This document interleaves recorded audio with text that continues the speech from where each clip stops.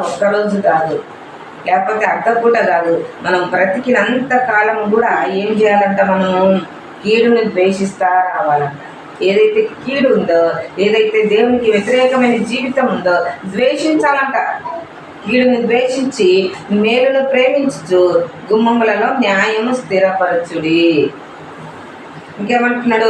ఒకవేళ దేవుడును సైన్యములకు అధిపతి యెహోవా యోసేపు సంతతిలో శేషించిన వారి యందు కనికరించును.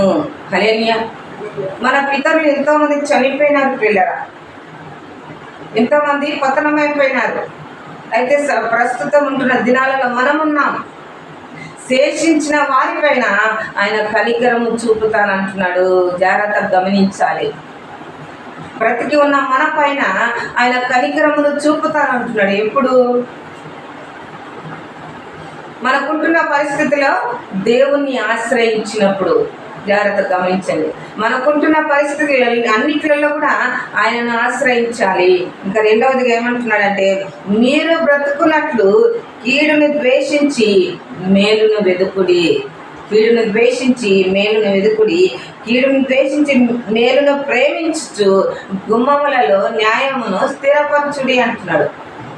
కాబట్టి ఈ రాత్రికాల సమయంలో ప్రభు మనతో మాట్లాడుతున్నది ఏంటంటే, ప్రస్తుతం ఉంటున్న దినాలలో, నీవు నేను జీవిస్తున్న ఈ దినాలలో శేషించిన ఇశ్రాయేలు వారి మీద నేను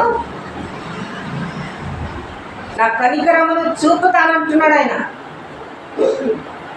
ఆయుష్ మనలో ఉన్నంత వరకే, ప్రాణము మనలో ఉన్నంత వరకే మనము ఆయన వైపు తిరిగి ఆయనను ఆశ్రయించిన ఎడలా మనము బ్రతుకుతాం. బ్రతకడం అంటే ఎట్లా? ఈ లోకం వరకే కాదు, చనిపోయిన తర్వాత కూడా యుగ యుగాలు అక్కడ ఉండబోతున్నాం. అది కావాలనుకుంటున్నాం.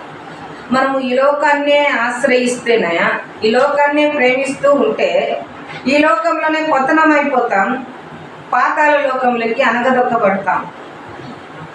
ఎప్పుడైతే దేవాది దేవుణ్ణి మనం ఆశ్రయిస్తామో మనము బ్రతుకుతాము. ఎప్పుడు? యుగ యుగాలు మనము బ్రతకబోతున్నాం. అది గుర్తుపెట్టుకోవాలి.